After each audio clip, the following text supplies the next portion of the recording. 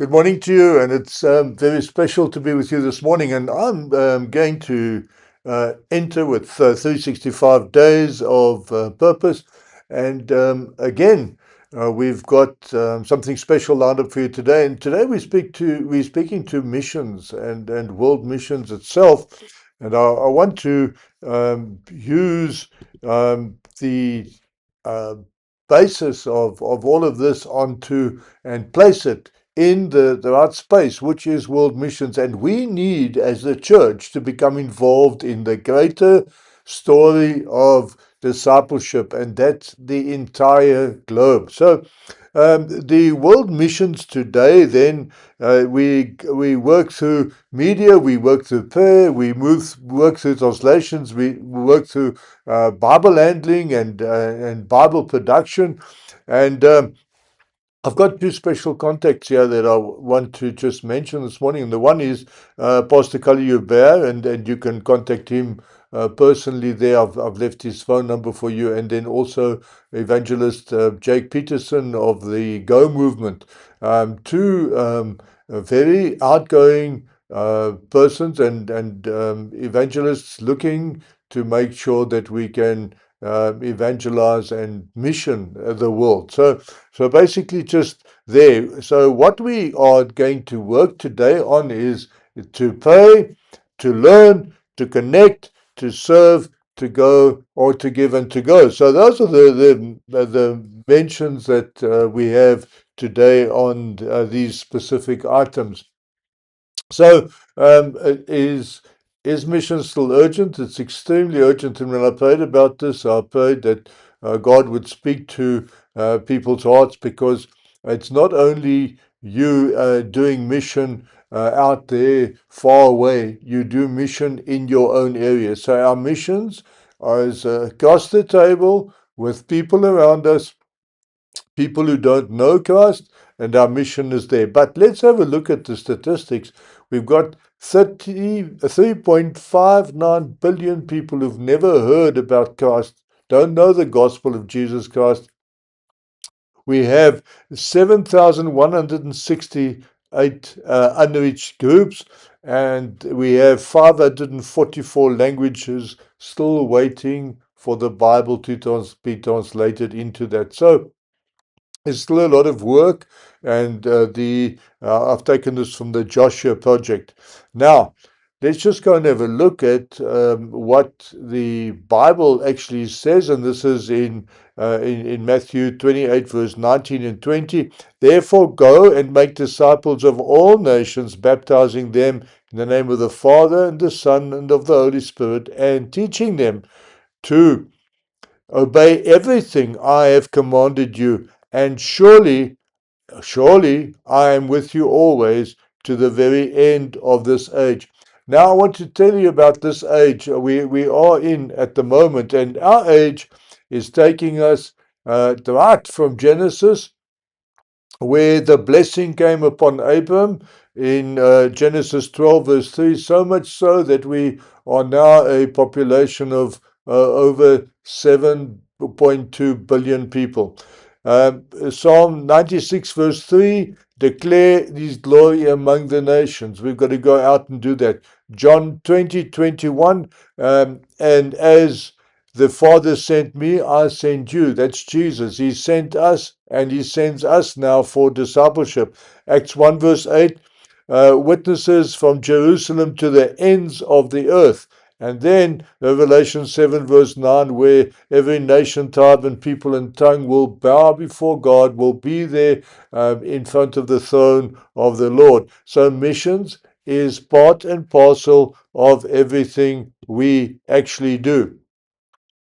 So today I'm going to bring to you, and I'm going to ask you to start with a very important step, and that's to pray for missions, to pray for people across the world, pray for the missionaries, those that have actually gone out, and people putting their lives at stake to preach the gospel in foreign countries, in with foreign cultures, with in the culture where people have to be removed from their culture. They serve Jesus Christ, and then they have all the consequences of their family and their friends and everybody rejecting them. but then taking up this gospel and moving with it. Those are the kind of things that happen in cultures that we don't understand. Then we've got to learn, we've got to study the people language, and we need to see how people are getting access to the gospel. So do look at statistics, do understand that and pray about it.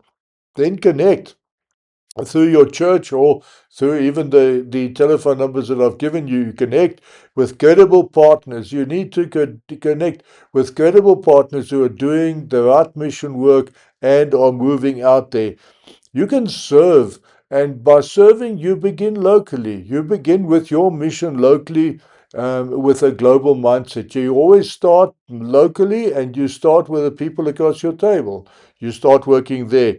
Then giving and supporting mission workers, also, and supporting the funding of translations. And then go is to physically go where God actually sends you. So these are the steps that you will follow to move into a good mission. So, as far as prayer mapping is concerned, now I believe that if you take a map, and we've got enough maps that you've got, and if you go and have a look at the 2040 window, if you just research that, you can find places that you really feel that God laid on your heart, and you can intercede for those areas. So firstly, you start with prayer mapping and you say, how can I get involved? You map in prayer, you map places out, and you say, find one country. Which country am I going to pray for?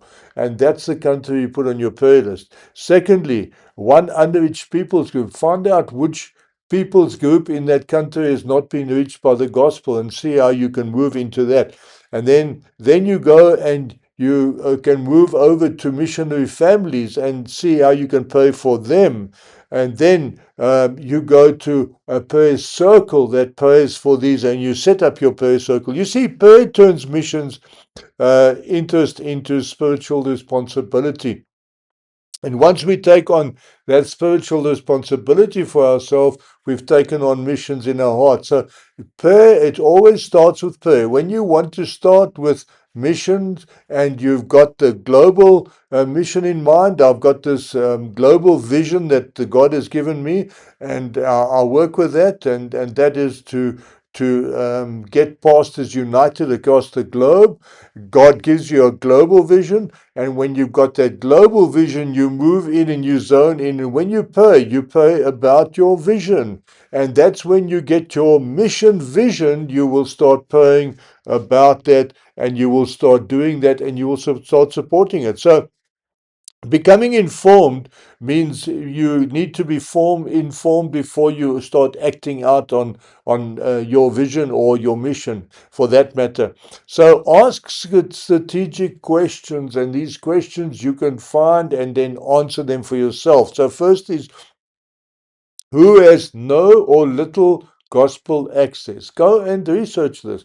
And everybody knows how to do Google, isn't it? So you go and you find who's that. Then you say, which groups are actually underreached? Which of these groups that I've researched are actually underreached groups, don't have the Bible, and we start praying with that. Then which languages still need scripture? Which languages still need to be translated? The Bible needs to be translated into the scriptures. And you start praying for that, and you start working on that. Where are churches absent or weak? And this can be in your own rural areas.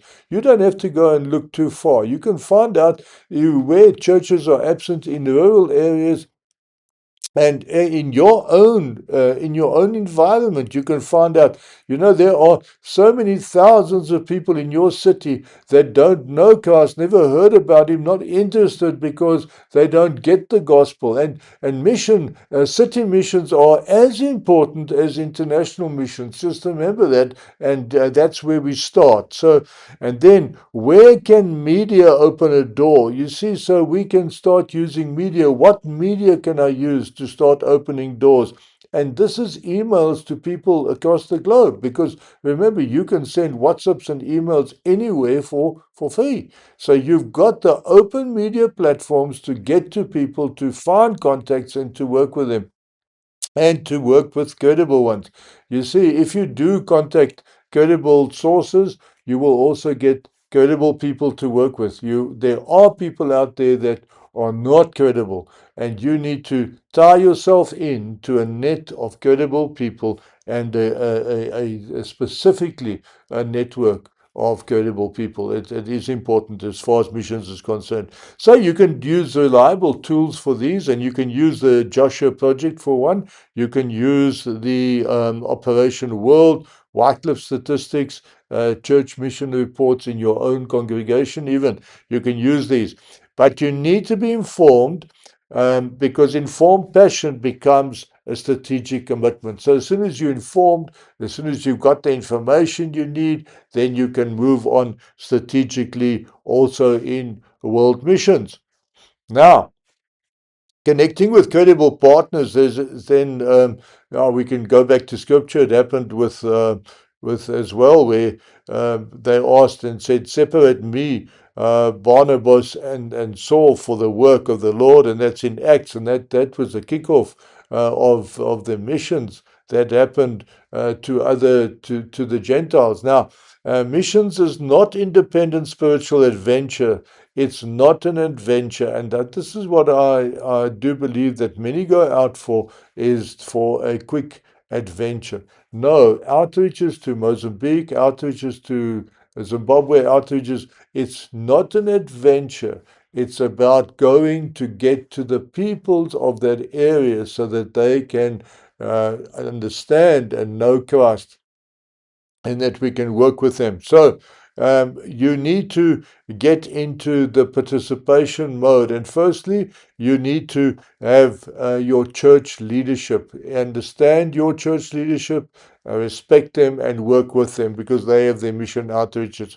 Secondly, the mission organization. Choose biblically faithful and transparent partners, people that actually do understand mission work and that want to work with it. And third is a local outreach. Serve cross-culturally where you already can. So it's much better to work cross-culturally where you already are than to try and go and buy expensive flight tickets to get to some place where you are out of reach of, and somebody else might be in reach over there. And number four is be part of a media team, and it's good you can help with message design, translations, and follow-ups. You see, these are all places where you can put the best fit in for missions. You don't have to be the one in the field, but you can be the one preparing the field. So there's a lot in the harvest that we can all get involved with and we can do. So connection gives your mission zeal and wisdom in moving forward. So Moses was speaking to the Lord, and he's at the bush, and everything, and the Lord, he said he wants an instrument, and the Lord says, "What do you have in your hand?" And he has a staff. Now, what do you have in your hand? If we have a look at what we've got in our hands, we've got communication tools in our hands that can reach the entire world, and each of us have that communication medium and network and possibility. So your phone, short videos, WhatsApp. So just remember, don't send people long videos, long drawn out videos, like, for instance, this one. This is a teaching. If you do a video that you want impact with, 1.5 to 2 minutes max, then it's done. Voice, teaching, testimony, prayer, and podcasts. Do with voice podcasts. Also, don't make them long. People switch them off after 30 to 1 minute. They switch 30 seconds to 1 minute. They switch them off. So when you do voice and podcasts, keep them short, and then tell them that you've got a longer one that they can listen to in the end. Then working in your education, in academia, in your business, where you are, you can promote and you can work with missions with health, research, administration. Then your gift that you have, the gift you have, if you have a gift of writing, use the gift of writing that you have. If you have a gift of design, design for missions. If you have the gift for translation, get involved in translation teams at universities and get involved there. If you're in hospitality and giving, get involved in your charities and your global missions there. So you see, there's a place for all of us. Each of our personalities, where it fits you best, you go and work there. As each one of us received gift, minister it. 1 Peter 4 verse 10, and go and work on that. You see, your ordinary tools become mission instruments as you move along. I want to get to missions through media, and media is not the message, media is just the bridge. So just understand, just as AI and people are using AI in all different ways, I do believe that taking the message through AI and getting it translated is a good thing. But if AI has to do your message for you, I don't think that's a good thing.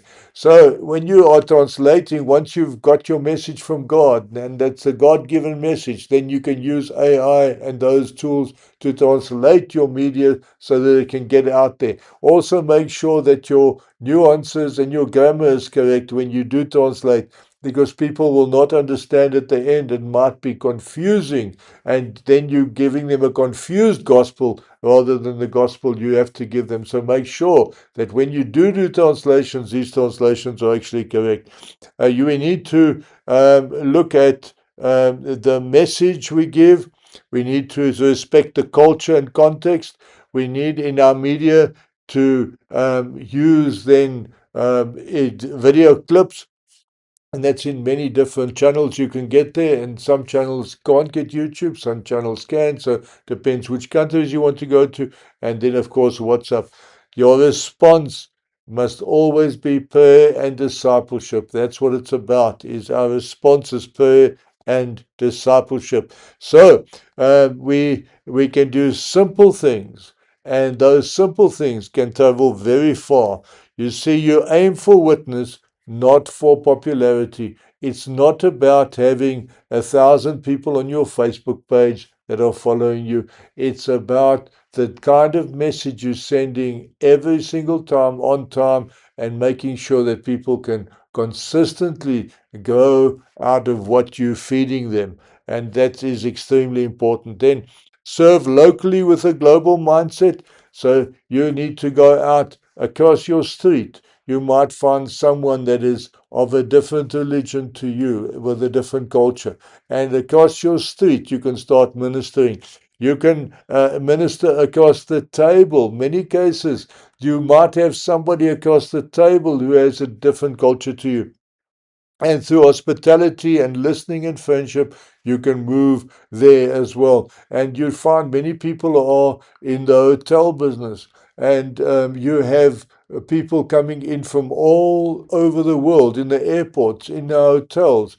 And as they come in, you have a mission to do. So you can be in missions at any specific place where you're meeting foreigners, people from other countries, people with other cultures. That's where mission starts, and work with them. And then, across language barriers, we need to work as well. That's with translation and subtitles, and you can do contextual teaching.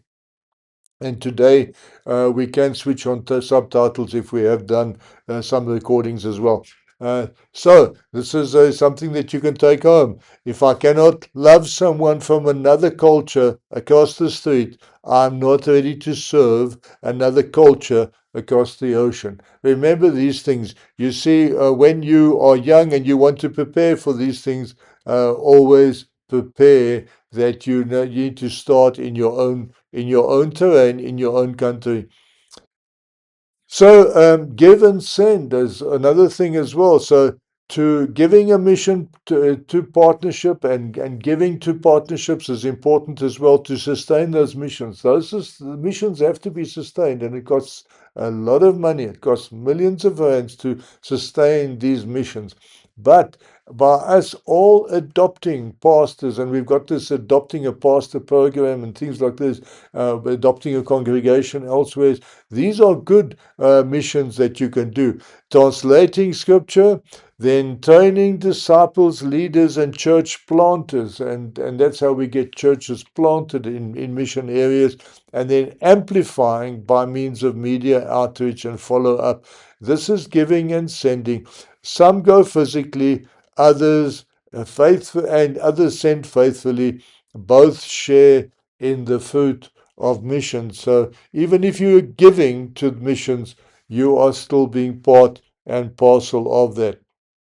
So you need to move in the next couple of weeks, and you ask what plan I can give you. Well, this is the plan. It's a 4-week plan. First week, you go and you pray and you choose your mission area and you pray to God and you ask God to allow you to find a mission area which suits you and suits your personality and suits your vision.